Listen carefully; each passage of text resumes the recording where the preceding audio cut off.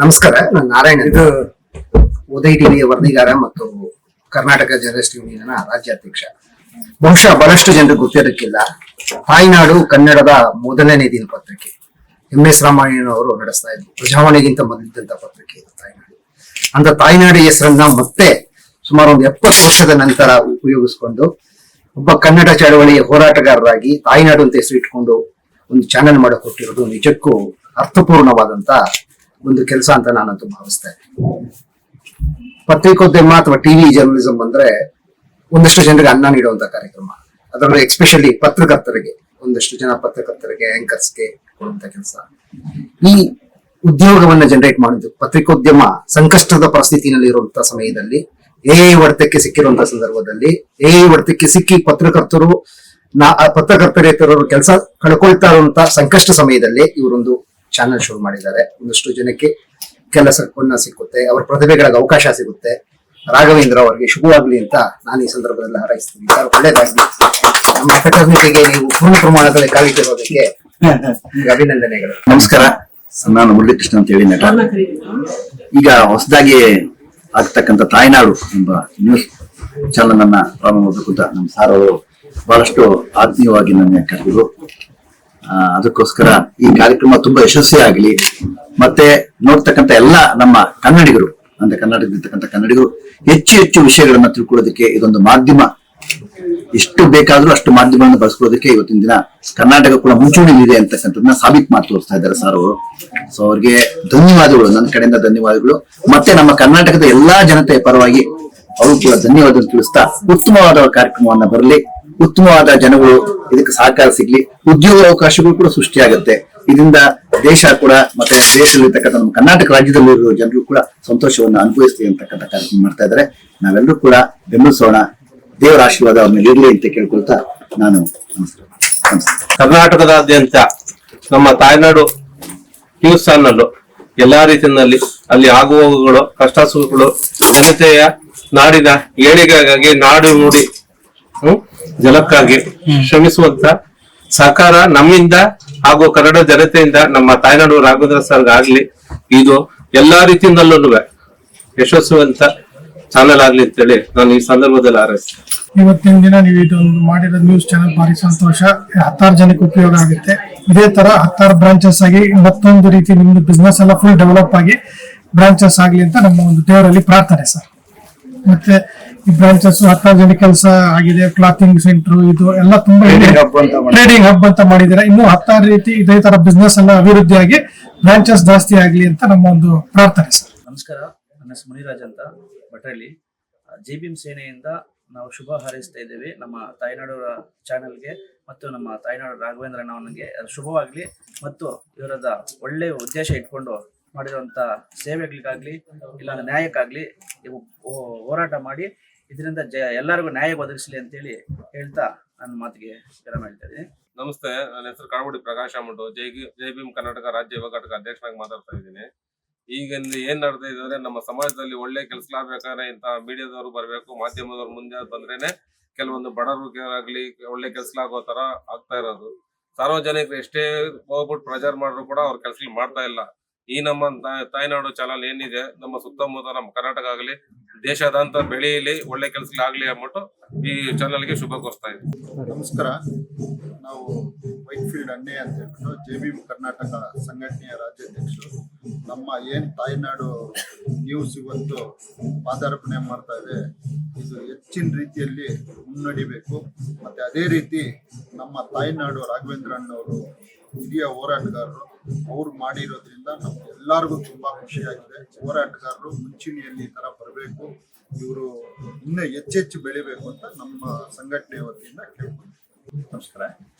ರಾಘವೇಂದ್ರ ಅವರು ಏನು ಹೊಸ ಒಂದು ಪ್ರಯತ್ನ ತಾಯ್ನಾಡು ಕನ್ನಡ ನೆಲಕ್ಕೋಸ್ಕರ ಇದು ಮಾಡ್ತಾ ಇರೋ ಇದು ಒಂದು ಚಾನಲ್ ಆಗಿ ಪರಿವರ್ತನೆ ಆಗಿದೆ. ಈಗ ಯೂಟ್ಯೂಬ್ ಅಲ್ಲಿ ಇದ್ದಾರೆ. ಮುಂದಿನ ದಿನದಲ್ಲಿ ಇದು ಮೈನ್ ಸ್ಟ್ರೀಮಿಗೆ ಬರೋ ಒಂದು ಉದ್ದೇಶ ಇನ್ನು ಉನ್ನತ ಮಟ್ಟಕ್ಕೆ ಬೆಳೀಲಿ ಅಂತೇಳಿ ನಾನು ಈ ಸಮಯದಲ್ಲಿ ಹಾರೈಸ್ತೀನಿ. ಇವರ ಒಂದು ಸಾಮಾಜಿಕ ಕಳಕಳಿ ಮತ್ತೆ ಕನ್ನಡ ನೆಲ ಜಲ ಮತ್ತೆ ಏನು ಭಾಷೆಗೋಸ್ಕರ ಹೋರಾಟ ಮಾಡ್ತಾ ಇದ್ದಾರೆ, ಅದು ಯಾವತ್ತಿಗೂ ಹಿಂಗೆ ನಿರಂತರವಾಗಿರ್ಲಿ ಅಂತೇಳಿ ಈ ಸಂದರ್ಭದಲ್ಲಿ ಆಶಿಸ್ತೇನೆ.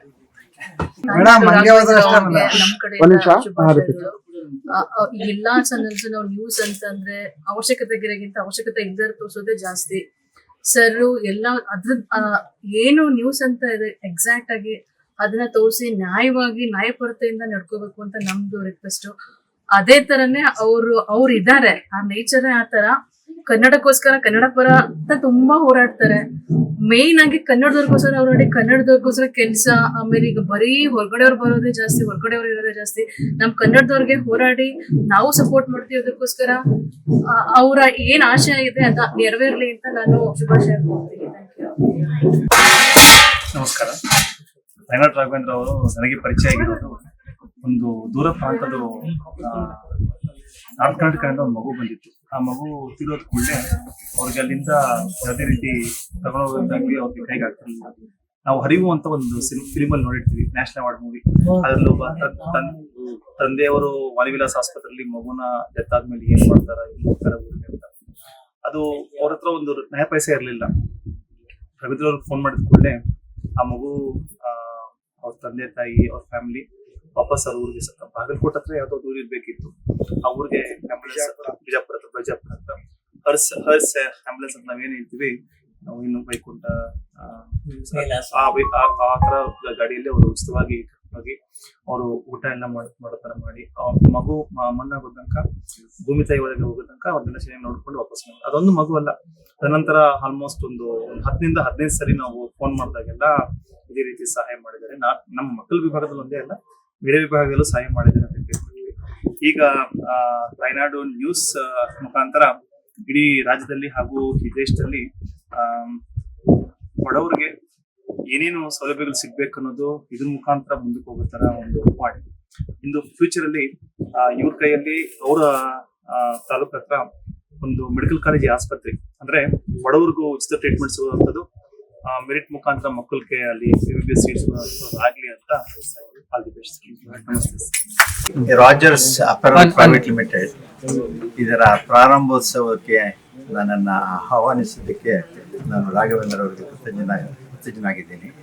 ಈ ಹೊಸ ಉದ್ದಿಮೆ ಅವರಿಗೆ ಇನ್ನೂ ಹೆಚ್ಚಿನ ಯಶಸ್ಸನ್ನು ತಂದುಕೊಡಲಿ. ಬಹಳ ಸುಂದರವಾದ ಕಚೇರಿಯನ್ನು ಮಾಡಿದ್ದಾರೆ, ಇನ್ನು ಎತ್ತರಕ್ಕೆ ಬೆಳೀಲಿ ಅಂತ ನಾನು ಆಶಿಸ್ತೇನೆ. First of all Raghavendra sir congratulations ಹೇಳ್ತೀವಿ. ಹೊಸ ಒಂದು ಟಿವಿ ಚಾನಲ್ ಓಪನ್ ಮಾಡಿದ್ದಾರೆ, ಅದು ತುಂಬಾ ಹೆಚ್ಚಿನ ಸಕ್ಸಸ್ ಕಾಣಲಿ, ತುಂಬಾ ಒಳ್ಳೆ ಜನಕ್ಕೆ ರೀಚ್ ಆಗ್ಲಿ ಅಂತ ನಾನು ಕೋರಿಸ್ತೀನಿ. ಅದಲ್ದಿರ ಅಪ್ಯಾರಲ್ಸ್ ಆಗ್ಲಿ, ಅವ್ರು ಟ್ರೇಡಿಂಗ್ ಮಾಡ್ತಿರೋದಾಗ್ಲಿ, ಎಲ್ಲದರಲ್ಲೂ ತುಂಬಾ ಒಳ್ಳೆ ಚೆನ್ನಾಗಿ ಜನಕ್ಕೆ ತಲುಪಿ ಅವರಿಂದ ಒಳ್ಳೆ ಸಕ್ಸಸ್ ಆಗ್ಲಿ ಅಂತ ನಾನು ಕೋರಿಸ್ತೀನಿ, ಶುಭ ಹಾರೈಸ್ತೀನಿ. Thank you. ಎಲ್ರಿಗೂ ನಮಸ್ತೆ. ನಾನು ಡಾಕ್ಟರ್ ಸಂತೋಷ್ ಅಂತ. ನನಗೆ ರಾಘವೇಂದ್ರ ಸರ್, ಭವ್ಯ ಮೇಡಮ್ ತುಂಬಾ ಪರಿಚಯ ಇದ್ರು. ಈ ತಾಯ್ನಾಡ್ ನ್ಯೂಸ್ ಅಂತ ನಮ್ಮ ಕನ್ನಡದ್ದು ಹೆಮ್ಮೆ ಇದು. ಯಾಕಂದ್ರೆ ಬೇರೆ ಬೇರೆ ರಾಜ್ಯಗಳಿಂದ ಬಂದು ಇಲ್ಲಿ ತುಂಬಾ ದೊಡ್ಡದಾಗಿ ಬೇರೂರು ಇದೆ. ಅದಕ್ಕೋಸ್ಕರ ಈ ತಾಯ್ನಾಡ್ ನ್ಯೂಸ್ ನ ಎಲ್ಲರೂ ಕನ್ನಡಿಗರು 100% ಪ್ರತಿಯೊಬ್ರು ಇದನ್ನ ಕರ್ನಾಟಕದಲ್ಲಿ ಎಲ್ಲರೂ ಕನ್ನಡಿಗರಾಗಬೇಕು. ನಾನು ಕೇಳ್ಕೊತಾ ಇದ್ದೀನಿ. ರಾಘವೇಂದ್ರ ಸರ್ಗೆ ಶುಭವಾಗ್ಲಿ, ಶಾಶ್ವತವಾಗಿ ಸಮೃದ್ಧಿ ಆಗ್ಲಿ. ಜೈ ಕರ್ನಾಟಕ. ತಾಯಿನಾಡು ಎಂಬುವ ನಿಜ ಸುದ್ದಿ ಚಾನೆಲ್ ರಾಘವೇಂದ್ರಣ್ಣನವರ ನೇತೃತ್ವದಲ್ಲಿ ಈ ಚಾನೆಲ್ ಪ್ರಾರಂಭವಾಗಿದೆ. ಇಡೀ ರಾಜ್ಯದಲ್ಲಿ ಉನ್ನತ ಮಟ್ಟಕ್ಕೆ ಬೆಳೆಯಲೆಂದು ಹಾರೈಸುತ್ತೇನೆ. ತಾಯ್ನಾಡು ರಾಘವೇಂದ್ರಣ್ಣನವರ ನೇತೃತ್ವದಲ್ಲಿ ಹೊಸದಾಗಿ ಪ್ರಾರಂಭವಾಗುತ್ತಿರುವ ತಾಯ್ನಾಡು ನ್ಯೂಸ್ ಚಾನೆಲ್ ಜನರಿಗೆ ಎಲ್ಲಾ ನೈಜ ಸುದ್ದಿಯನ್ನು ಬಿತ್ತರಿಸಲಿ, ಸಮಾಜದಲ್ಲಿ ನಡೀತಕ್ಕಂತ ನೈಜ ಘಟನೆಗಳನ್ನ ಜನರಿಗೆ ತೋರಿಸ್ಲಿ ಅಂತ ಹೇಳ್ತಾ ಅವರಿಗೆ ಶುಭ ಹಾರೈಸ್ತೇನೆ. ಆತ್ಮೀಯರು, ನಮ್ಮ ಅಣ್ಣನವರಾಗಿರ್ತಕ್ಕಂಥ ತಾಯ್ನಾಡು ರಾಘವೇಂದ್ರ ಅವರು ಈ ದಿನ ತಾಯ್ನಾಡು ನೆಲದ ನೈಜ ಸುದ್ದಿ ಎಂಬ ಒಂದು ನ್ಯೂಸ್ ಚಾನಲ್ ಅನ್ನು ಪ್ರಾರಂಭಿಸಿದ್ದಾರೆ. ಅದು ಬಹಳ ಅದ್ಭುತವಾಗಿರ್ತಕ್ಕಂಥ ಒಂದು ಯಶಸ್ಸನ್ನು ಕಾಣಲಿ ಅಂತೇಳಿ ಈ ದಿನ ಅವರಿಗೆ ಹಾರೈಸ್ತಿದ್ದೀನಿ.